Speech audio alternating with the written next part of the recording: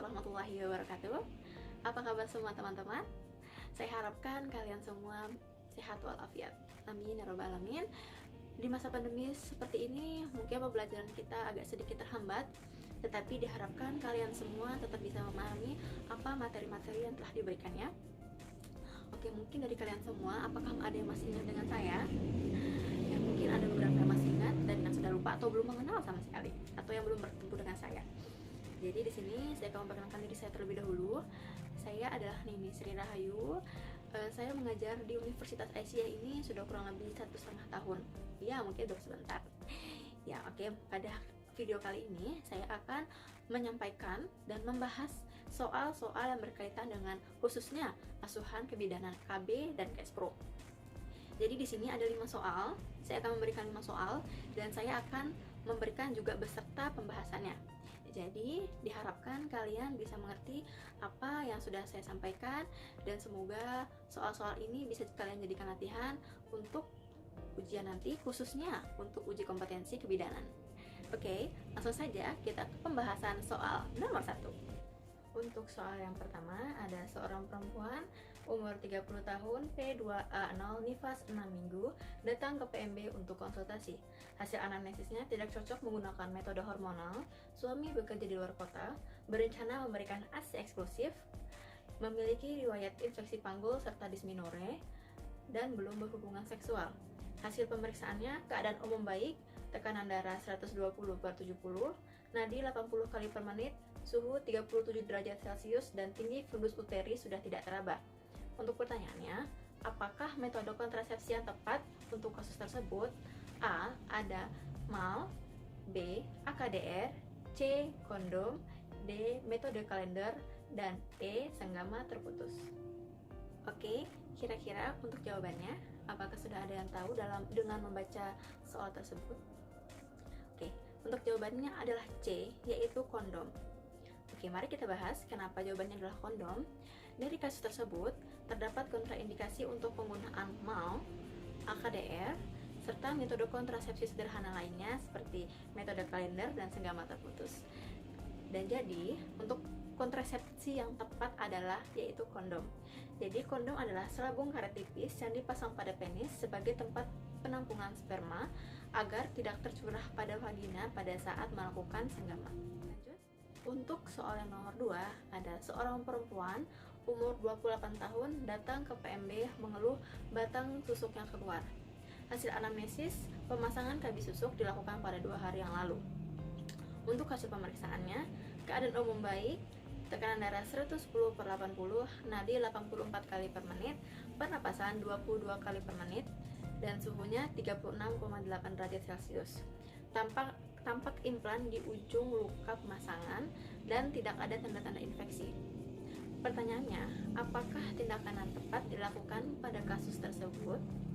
A. Ada konseling pasca pemasangan. B. Menyarankan untuk mengganti metode. C. Mencabut dan mengganti batang implan. D. Kolaborasi dengan dokter untuk penanganannya. Dan E. Membiarkan batang implan dan rujuk ke rumah sakit. Dari soal tersebut, apakah sudah ada yang tahu kira-kira apa jawabannya? Ya, jawabannya adalah C, yaitu mencabut dan mengganti batang implan. Kenapa? Ya, implan adalah alat kontrasepsi yang dimasukkan ke dalam bawah kulit, sehingga batang implan harus steril dan harus terjaga untuk menghindari infeksi. Jadi, ketika batang implan itu keluar dari tempatnya atau dari lengan, maka batang implan tersebut akan terkontaminasi oleh media sekitarnya, sehingga tindakan yang tepat kita berikan pada kasus tersebut adalah langsung mencabut dan mengganti batang implan yang baru, seperti itu. Soal nomor 3, yaitu ada seorang perempuan umur 30 tahun datang ke PMB dengan keluhan mengeluarkan bercak kecoklatan sejak 4 bulan yang lalu, dan hasil anamnesisnya mengaku akseptor KB Indoplan sejak 7 bulan yang lalu. Hasil pemeriksaannya, tekanan darah 110/70, nadi 80 kali per menit, suhu 37 derajat Celcius, pernafasan 20 kali per menit. Dan pertanyaannya, apakah tindakan yang paling tepat diberikan sesuai kasus tersebut? A. pemberian 1,75 estrogen equine konjugasi untuk 14-21 hari. B. Pemberian ibuprofen 3 kali 1000 mg selama 5 hari. Yang C. Pemberian 100 mg etinilestradio 3-7 hari. Yang D. Pemberian pil kombinasi selama 1 siklus. Dan yang E. Dilakukan pelepasan indoplant. Oke, dari soal tersebut, apakah sudah ada yang tahu nih kira-kira apa jawabannya? Ya, untuk jawabannya adalah C, yaitu pemberian pil kombinasi selama 1 siklus. Mengapa harus diberikan pil kombinasi? Jadi, efek samping yang sering ditemui untuk kontrasepsi metode implan ini adalah yaitu terjadinya gangguan haid seperti perdarahan tidak teratur atau perdarahan bercak, yaitu spotting. Sehingga jika ditemukan pada klien dengan kasus tersebut, maka asuhan yang diberikan adalah dengan pemberian pil kombinasi 1 siklus, sehingga spotting atau bercak tersebut dapat segera teratasi. Oke, lanjut untuk soal nomor 4.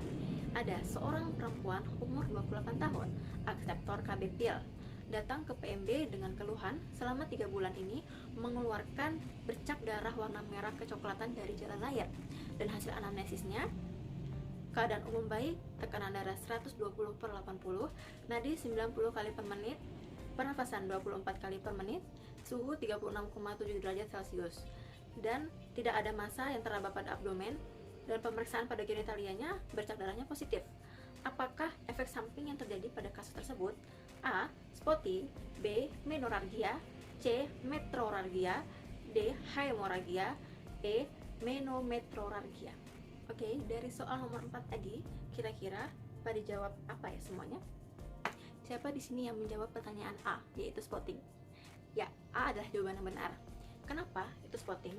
Efek samping atau keterbatasan dari metode kontrasepsi pil salah satunya adalah yang sering ditemui, yaitu perdarahan tidak teratur, perdarahan bercak atau spotting, sehingga jika ditemukan pada klien dengan kondisi keluar bercak darah, kemungkinan klien tersebut mengalami spotting. Oke, untuk soalan terakhir yaitu soal nomor 5, ada pertanyaannya, seorang perempuan umur 37 tahun, P4A0, datang ke PMB dengan keluhan takut hamil. Hasil anamnesisnya, ibu mengaku 12 jam yang lalu melakukan hubungan dengan suami menggunakan kondom, namun bocor. Hasil pemeriksaannya keadaan umum baik, tekanan darah 110/80, pernafasan 20 kali per menit, nadi 80 kali per menit, suhu 36,7 derajat Celcius, konjungtiva merah muda, payudara tidak ada pembesaran, abdomen tidak tampak pembesaran uterus. Apakah perencanaan yang paling tepat untuk kasus tersebut? A. Lakukan rujukan. B. Konseling kontrasepsi darurat. C. Sarankan ibu untuk USG.